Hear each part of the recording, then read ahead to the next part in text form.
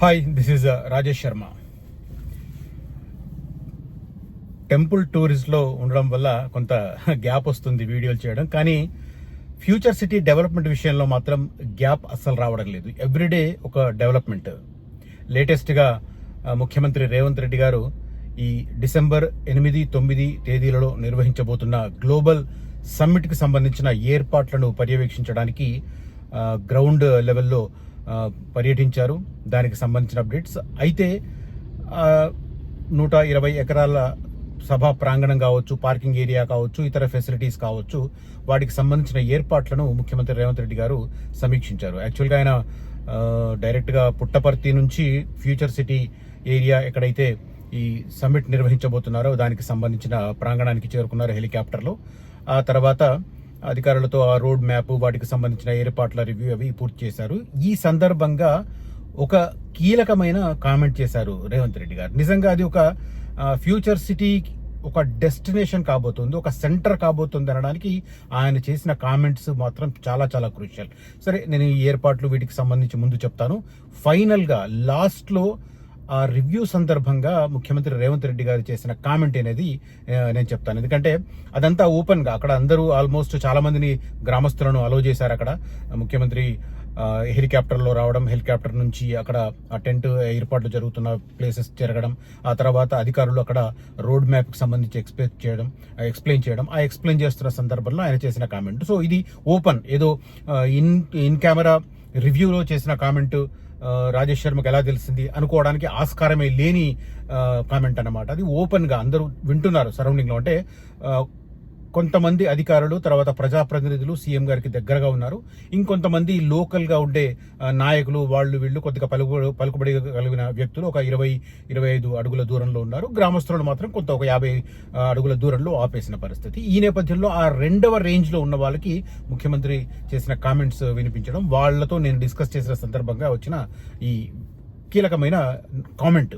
ఆ కామెంట్ నేను ఈ వీడియో చివరిలో చెప్తాను. అయితే ప్రధానంగా రేవంత్ రెడ్డి గారు వస్తున్న సందర్భంలో హెలికాప్టర్ రావడం, ఆ తర్వాత రివ్యూ జరుగుతున్న ఏరియాకి వెళ్ళడం, ఆ సందర్భంగా ఆయన చేసిన కామెంట్స్ ఇవి చాలా వైరల్ అవుతున్నాయి. ఇప్పుడు ఆల్మోస్ట్ సోషల్ మీడియాలో చాలా మంది చూస్తూ ఉన్నారనుకుంటాను. బట్ ముందు నేను ఒక చిన్న బిట్ అయితే చూపిస్తాను, అది చూడండి. రివ్యూ సందర్భంగా రేవంత్ రెడ్డి గారు ఏమంటున్నారు, ఏమడుగుతున్నారు అనేది తెలుస్తుంది మీకు. సో ఇది మెయిన్ ఎంట్రన్స్ ఇదే కంటిన్యూ అవుతుంది సార్. ఇక్కడ మనకు ఆ రోజు వారు డిస్క్రాఫ్ట్ వైపు నుంచి చూపించిన టనల్ వీడియో మరొకసారి చూస్తారనుకుంటా, ఇంట్రెస్ట్ అయితే. సో ఇది మెయిన్ ఎంట్రన్స్ ఇదే కంటిన్యూ అవుతుంది సార్. ఇక్కడ మనకు ఆ రోజు వారు డిస్క్రాఫ్ట్ వైపు నుంచి చూపించిన టనల్ వీడియో. ఇది మ్యాప్ ఎక్కడెక్కడ ఏం ఏర్పాట్లు చేస్తున్నారు ఏంటి అని చెప్పి ఆయన తెలుసుకుంటున్న పరిస్థితి. మొత్తం 120 ఎకరాల దాంట్లో వివిధ రకాల టెంట్లు వేస్తున్నారు. నేను గత వీడియోలో కూడా చెప్పాను, ఆల్మోస్ట్ 1300 కంపెనీలకు సంబంధించిన ప్రతినిధులు ఈ గ్లోబల్ సమిట్ 2025లో పార్టిసిపేట్ చేయబోతున్నారు. 8వ తేదీన తెలంగాణకు సంబంధించి పారిశ్రామిక ప్రగతి కావచ్చు, అదే రకంగా ఆర్థిక ప్రగతి దిశగా ఎలాంటి అడుగులు వేస్తున్నాం ఏంటి అనేది గ్లోబల్ సమ్మిట్ లో చర్చిస్తారు. రెండవ రోజు డిసెంబర్ 9వ తేదీన ఈ సమ్మిట్ సందర్భంగా తెలంగాణ రైజింగ్ 2047 అనే ఒక విజన్ డాక్యుమెంట్, లైక్ 25 ఏళ్ల కింద ఆనాటి ఉమ్మడి ఆంధ్రప్రదేశ్ ముఖ్యమంత్రి చంద్రబాబు నాయుడు గారు రిలీజ్ చేసినట్టుగా విజన్ 2020 అంటే చాలా మంది 20 ఏళ్ల తర్వాత సంగతి ఇప్పుడు చెబుతున్నారని చెప్పి కొంతమంది నవ్విన పరిస్థితి. కానీ ఆనాటి ఆ డాక్యుమెంట్ లో చూపించినవి ఇవాళ మనకు కళ్ళకు కట్టినట్టుగా కనిపిస్తున్నాయి. 2020లో ఆయన 2020 విజన్ ను చూశారు కాబట్టి హైదరాబాద్ గ్రోత్ మనకు ఇది సాధ్యమైంది. అఫ్ కోర్స్ ఆయన ఒక్కడికే క్రెడిట్ దక్కుతుందని నేను అనను. కాకపోతే ఆ రోజు ఆయన విజన్ డాక్యుమెంట్ రూపకల్పన చేయడం అనేది ఒక విజనరీ థింకింగ్. ఆ తర్వాత వచ్చిన డాక్టర్ వైఎస్ రాజశేఖర రెడ్డి గారు కావచ్చు, ఆ తర్వాత రోసయ్య గారు కావచ్చు, ఆ తర్వాత కిరణ్ కుమార్ రెడ్డి గారు కావచ్చు, ఆ తర్వాత తెలంగాణ రాష్ట్రం ఏర్పడ్డ తర్వాత 9.5 సంవత్సరాలు పరిపాలించిన కల్వకుంట్ల చంద్రశేఖరరావు గారు కావచ్చు, కేసీఆర్ కావచ్చు, ఇప్పుడు లేటెస్ట్ గా రేవంత్ రెడ్డి గారు కావచ్చు. హైదరాబాద్ డెవలప్మెంట్ కు సంబంధించి ఒక విజనరీ దృక్పథంతో అందరూ అలా ముందుకు సాగడం వల్లనే ఎవరు ఎక్కడ బ్రేక్ చేయలేదు. చాలా మందికి ఒక అపోహ ఉంటుంది, ముఖ్యమంత్రులు మారితే పార్టీలు అధికారంలోకి వచ్చిన పార్టీలు మారితే మొత్తం మారిపోద్దన్న అపోహలో ఉంటారు. నిజానికి ఇదంతా కళ్ళారా. అంటే గత 25-28 సంవత్సరాల చరిత్రను గనక చూసుకుంటే, ఎందుకు చెప్తున్నానంటే పర్టికులర్ పీరియడ్ ని, దేశవ్యాప్తంగా ఆర్థిక సంస్కరణలు అమలు అవడం ప్రారంభమైంది మనందరికీ తెలుసు 1991 తర్వాత.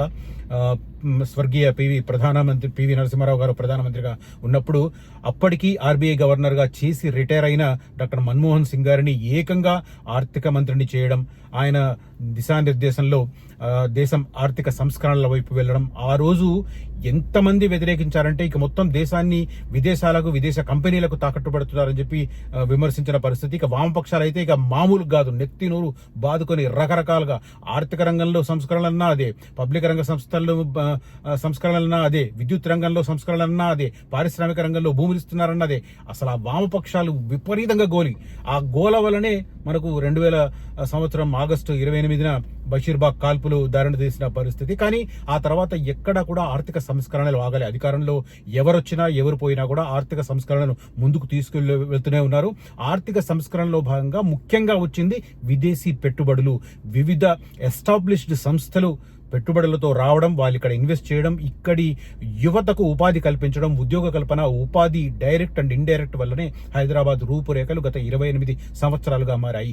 ఎవరు అధికారంలోకి వచ్చినా కూడా అదే పంథాను కొనసాగిస్తారు కూడా. ఎందుకంటే సంస్కరణల పదాన్ని, అదే రకంగా ఇన్వెస్ట్మెంట్ ఆకర్షించే విధానాన్ని ఏ ప్రభుత్వం కూడా వదులుకోదు.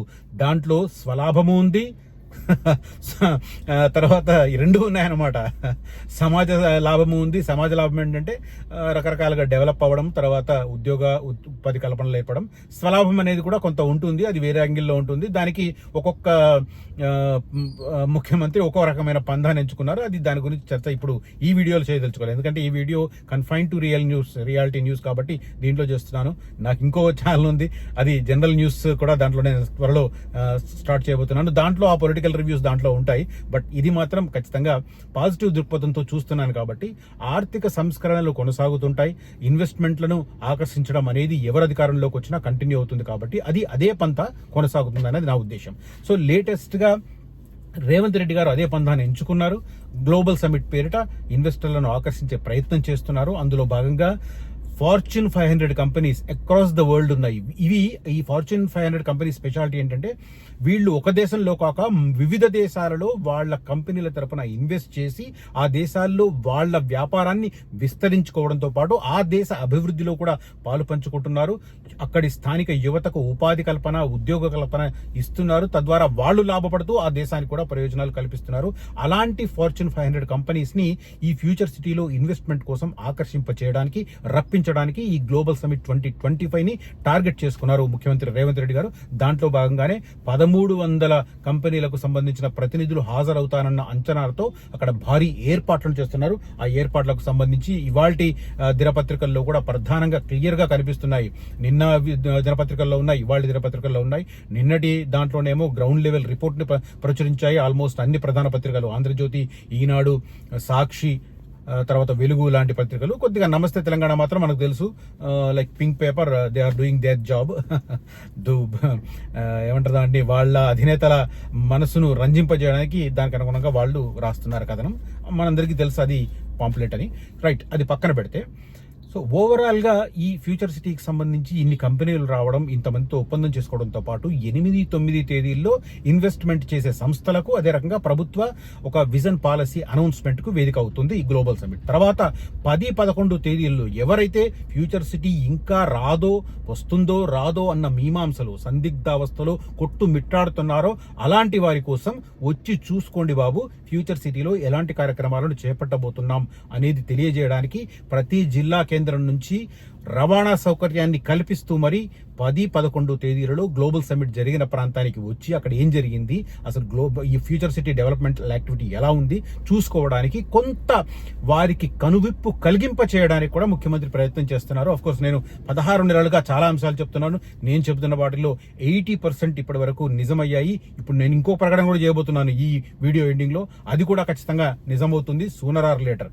ఎందుకంటే ప్రభుత్వంలో కొంత లెథార్జీ ఉంటుంది. యాక్టివ్గా ఉండే అధికారులతో పాటు లెథార్జీ మెయింటైన్ చేసే వాళ్ళు కూడా ఉంటారు అధికారులు. కాబట్టి ఒక ఫైల్ ఒక టేబుల్ మీద నుంచి చురుగ్గా కదిలితే ఇంకొక టేబుల్ మీద నుంచి రోజుల తరబడి అక్కడ మగ్గుతుంది. అది అధికారుల మనస్తత్వానికి, అధికారుల పనితీరుకు తార్కాణంగా నిలుస్తాయి. సో అలాంటి వారు ఉండడం వల్ల కొంత నెల అనుకున్నది 2 నెలలు కావచ్చు, 5 సంవత్సరాలు అనుకున్నది 6-7 సంవత్సరాలు కావచ్చు.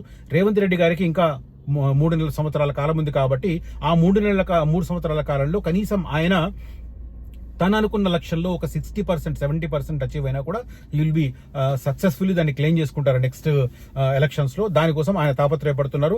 దానికి అనుగుణంగానే జూబ్లీ హిల్స్ ఎన్నికల తర్వాత నిరంతరం ఎవ్రీడే ఒక రివ్యూ జరుగుతుంది, ఎవ్రీడే ఒక ప్రకటన వస్తుంది. ఇందులో భాగంగానే ఇప్పుడు పుట్టపర్తి నుంచి నేరుగా ఫ్యూచర్ సిటీ చేరుకున్న రేవంత్ రెడ్డి గారు అక్కడ ఏర్పాట్లను పర్యవేక్షించి డైరెక్షన్స్ వెళ్ళిన పరిస్థితి. ఈ సందర్భంగా ఆయన చేసిన కామెంట్ ఏంటంటే, అమరావతికి ఆల్రెడీ లింక్ అనౌన్స్ చేశారు. ఫ్యూచర్ సిటీలో ఏర్పాటు కాబోతున్న ఇది డ్రై పోర్ట్ నుంచి ఆంధ్రప్రదేశ్ రాజధాని అమరావతి రింగ్ రోడ్డును టచ్ చేస్తూ బందర్ పోర్టు వరకు తెలంగాణ పాయింట్ ఆఫ్ వ్యూలో dry port to sea port కు connectivity 12 lines greenfield express highway announce చేయడంతో పాటు లేటెస్ట్ గా చెప్పింది ఏంటంటే, అదే సెంటర్ ఎక్కడైతే అమరావతి రోడ్డు ప్రారంభం కాబోతుందో, అమరావతి గ్రీన్ఫీల్డ్ రోడ్డు ప్రారంభం కాబోతుందో అక్కడి నుంచే ఒక లింక్ రోడ్డు చెన్నై రోడ్డుకి, అదే అక్కడి నుంచే ఇంకొక లింక్ రోడ్డు బెంగళూరు హైవేకి కూడా ఆయన అనౌన్స్ చేశారు. ఓవరాల్ గా ఫ్యూచర్ సిటీ సెంటర్ గా ఏర్పాటు కాబోతున్న ఒక భారీ జంక్షన్ నుంచి, అంటే చెన్నై రోడ్డు అంటే అంత చాలా మంది ఆశ్చర్యపోతున్నారు. ఇప్పుడున్న శ్రీశైలం రోడ్డు అతి త్వరలో చెన్నై రోడ్డే కాబోతుంది. ఎందుకంటే ఈ కల్వకుర్తి తర్వాత ఆ రోడ్డు రైట్ డైరెక్షన్ తీసుకొని నాగర్ కర్నూలు రూట్ లో వెళ్లి కృష్ణానదిని సోమశిల వద్ద క్రాస్ చేస్తూ డైరెక్ట్ గా నంద్యాల కనెక్ట్ అవుతుంది. నంద్యాల నుంచి డైరెక్ట్ గా చెన్నై వరకు. ఇప్పుడు మనకు చాలా మందికి తెలుసో లేదో నాకు తెలియదు, కానీ మనం తిరుపతి వెళ్తుంటే హైదరాబాద్ నుంచి అప్ టు కర్నూలు వరకు బెంగళూరు హైవే మీద వెళ్తాం, నేషనల్ హైవే 44. అక్కడి నుంచి నేషనల్ హైవే 40 ద్వారా డైరెక్ట్ గా కడప వరకు వెళ్లి, కడప నుంచి కొంతమంది ఏమో రాయచూటి రూట్ లో వెళ్లి పీలేరు నుంచి మళ్ళీ అలా తిరిగి తిరుపతి వస్తుంటారు. లేదా ఇంకా కొద్దిగా షార్ట్ కట్ అంటే ఒక 30 కిలోమీటర్లు తగ్గాలంటే కడప నుంచి డైరెక్ట్ గా రాజంపేట రైల్వే కోడూరు నుంచి మనం తిరుపతి వెళ్తుంటాం. ఈ రాజంపేట రైల్వే కోడూరు నుంచి తిరుపతి వెళ్లే రోడ్ లో తిరుపతి నుంచి డైరెక్ట్ గా మళ్ళీ నగరి నుంచి చెన్నై వెళ్లే రోడ్డు ఉంటుంది. సో దీన్ని ఎక్స్పాన్షన్ అంటే కర్నూలు నుంచి కడప వరకు హైవే నంబర్ 40 తర్వాత అక్కడ నుంచి లెఫ్ట్ తీసుకొని రాజంపేట రైల్వే కోడూరు తిరుపతి రేణుగుంట, అక్కడ నుంచి డైరెక్ట్ గా నగరి నుంచి మనం చెన్నైకి వెళ్ళొచ్చు. ఈ రోడ్డును ఎక్స్పాండ్ చేద్దాం. ఇప్పటి వరకు అది స్టేట్ హైవేగానే ఉంది, అది నేషనల్ హైవే అయితే కంటిన్యూ ఇక్కడ నుంచి అంటే హైదరాబాద్ నుంచి సోమశిల మీదుగా నంద్యాల నుంచి నేషనల్ హైవే 40 ద్వారా కడప నుంచి మళ్ళీ డీవియేట్ అయ్యి చెన్నై, ఇది చెన్నై రోడ్డు కాబోతుంది. ఈ రోడ్డుకు కనెక్ట్ చేసే రకంగా ఫ్యూచర్ సిటీ జంక్షన్ నుంచి శ్రీశైలం రోడ్డుకు ఒక ఎక్స్క్లూజివ్ రోడ్డు, అదే రకంగా అక్కడ నుంచి బెంగళూరు హైవేకి దాన్ని ఎక్స్టెన్షన్ చేస్తూ, అది కడతాల్ నుంచి ఇప్పుడు షాద్నగర్ రోడ్డు ఉంది కదా, ఆ రోడ్డును ఇప్పుడు 100 ఫీట్ రోడ్ ఉంది, దాన్ని కూడా 200 ఫీట్ రోడ్ సైజ్ చేయబోతున్నారు. సో ఈ రకంగా ఎంత డెవలప్మెంట్ అంటే యాక్టివిటీస్. కుర్మిద్ద జంక్షన్ ఎక్కడి నుంచి ఉందో, కుర్మిద్ద జంక్షన్, ఆ జంక్షన్ నుంచి అటు అమరావతి రోడ్డు, ఇటు Srisailam road link, Srisailam road నుంచి మళ్ళీ సాగర్ రోడ్డు వైపు వెళ్లే కడతాల్ నుంచి షాద్నగర్ వైపు వెళ్ళారు. ఈ రకంగా 3 లింక్ రోడ్లను కలపడం ద్వారా ఆంధ్రప్రదేశ్ రాజధాని అమరావతి, చెన్నై రాజధాని, తమిళనాడు రాజధాని చెన్నై, కర్ణాటక రాజధాని బెంగళూరు, ఈ 3 సిటీస్ కి ఫ్యూచర్ సిటీని లింక్ చేయాలన్న ప్రపోజల్ ఇవాల్టి ఫ్యూచర్ సిటీ రివ్యూ మీటింగ్ లో చేసిన రేవంత్ రెడ్డి గారు చేసిన ముఖ్యమైన కామెంట్. ఇదైతే ఇంకా అమరావతి రోడ్డు ఒక్కటే ఒక గేమ్ చేంజర్ అనుకుంటే, ఈ లింక్ కనుక పూర్తి స్థాయిలో ఎస్టాబ్లిష్ అయితే ఫ్యూచర్ సిటీ సెంట్రిక్ గా ఒక అద్భుతం జరగబోతుంది అన్నట్టు.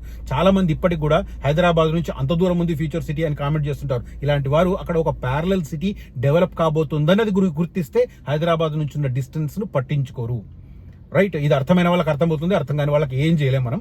సో ఓవరాల్ గా ఇది జరగబోతుంది. ముఖ్యమంత్రికి సంబంధించి ఫ్యూచర్ సిటీ ఇష్యూలో ఆయనకున్న క్లారిటీ మరెవ్వరికీ లేదు. దాన్ని కూడా ఆయన స్టెప్ బై స్టెప్ ముందుకు తీసుకువెళ్తున్నారు. ఆయన టైంలో తాను అనుకున్న దాంట్లో ఒక 60-70% చేసినా కూడా ఆ achievement will definitely give him second term also. Right, అదైతే క్లారిటీగా కనిపిస్తుంది. సో ఇది ఓవరాల్ గా ఫ్యూచర్ సిటీకి సంబంధించి లేటెస్ట్ గ్లోబల్ సమ్మిట్ కి సంబంధించిన సమీక్ష, దాంతో పాటు ఆ సమీక్షలో ముఖ్యమంత్రి చేసిన ప్రధానమైన కామెంట్.